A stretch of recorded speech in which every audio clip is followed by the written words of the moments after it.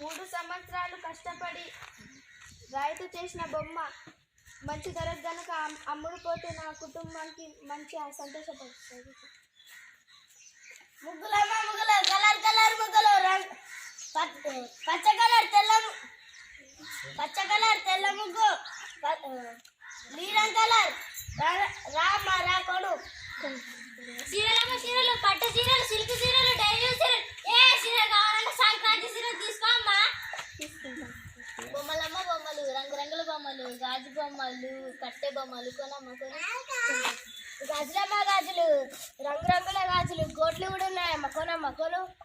పతంగిలమ్మ పతంగిలు ప్రభాస్ పతంగి అల్లార్జున్ పతంగి బజరంగ పతంగి హనుమంత్ పతంగిలు తీసుకో అక్క 10 రూపాయలు అక్క ఇవ్వు అక్క. గట్టిగా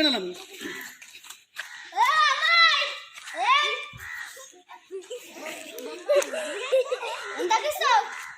వచ్చినంత 10 రూపాయలు ఇస్తా. మరి 3 సంవత్సరాలు కష్టపడి చేసిన బొమ్మ 10 రూపాయలకి ఎంతున్నారా? 200కి అలా 2000కి అలా ఏమున్నా ఇలా తీసుకున్నాయో చూడండి.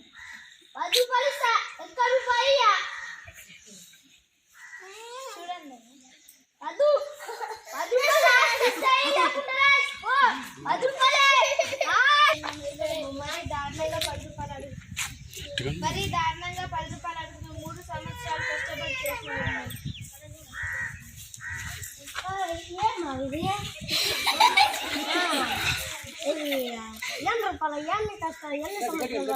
కష్టపడేదానికి 3 సంవత్సరాలు పడ్డది. అట్లనా? అదే ఒక విషయం చెప్పాలనా? 5 రూపాయలకి దారుణంగా 5 రూపాయలక 3 సంవత్సరాలు దీంట్లో ఏముంటది? నేర్పించచ్చు కట్టదని నేర్పించక్క. నాకు 5 రూపాయలకి ఇస్తావా ఇవ్వవా? దానికన్నా మించి 1 రూపాయి అక్క. సరే తీసుకోండి. సరే ఇగో తీసుకో 5 రూపాయలు. 3 సంవత్సరాలు మరి దారుణంగా 5 రూపాయలు ఉంటుంది. ఏమైంది? సంజుడు జమ్మలకి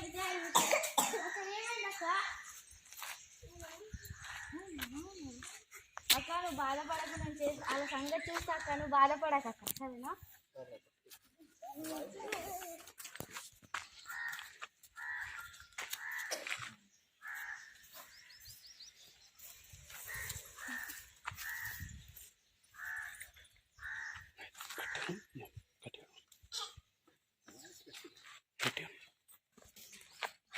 పచ్చ కలర్ వెళ్ళకది గట్టిగా ఎన్ని రూపాయలు కన్నా? 20. 20యా? అమ్మ 10 రూపాయలు ఎక్కడ ఇచ్చారు? ఏం కాదు సంక్రాంతికి చూసుకో. ఎన్ని రూపాయలు కమ్మా చీరలు? 100కా?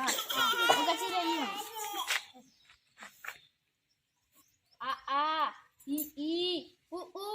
అమ్మ 100 రూపాయలు ఎక్కడ ఇచ్చినావు అమ్మా? ఏం కాదమ్మా సంక్రాంతికి చూసుకో. ఇది టోపీ మాకు అమ్ము. అద్దు నాదే టోపీ. 50 రూపాయలకి ఇస్తావు? 50 రూపాయలకి ఇస్తా. మేము 100 రూపాయలు ఇస్తాం. టోపీ అమ్ము తీసుకో 100 రూపాయలు. దీంతో నాకు చేసినాయి కదా, అట్లా మనం విజేద్దాం. మనం ధనవంతులు అయిపోతాం రా. అంతేనా? అల్లారు పతంగి ఏంటి పతంగి అన్న ఎంత అన్నా? అది 20 రూపాయలు.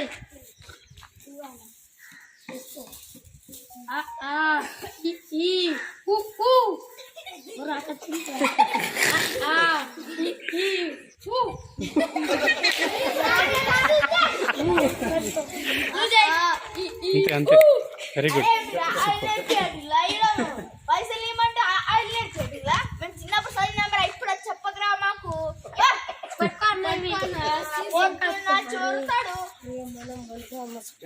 వచ్చినామేమోరా, అందుకోసం ఇట్లా అవుతున్నది.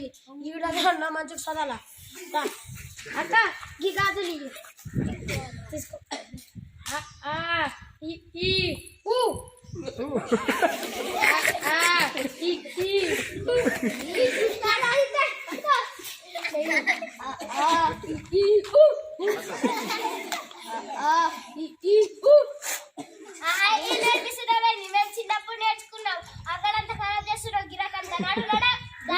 తీసుకో రాబాయ్ 2 దగ్గర ఇది వేస్ట్ అయిపోయింది ఇప్పుడు 3 దగ్గర రాబాయ్ ఇదేనా పాస్ అయితే మంచిదేమో అక్కడికి బొమ్మ ఇయ్యు ఎన్ని రూపాయలకు 50 రూపాయలు. అదే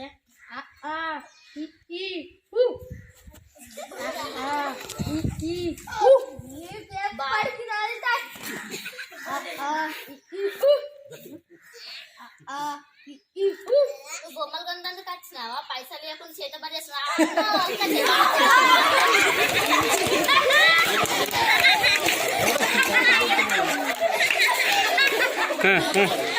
గట్టిగా గట్టిగా.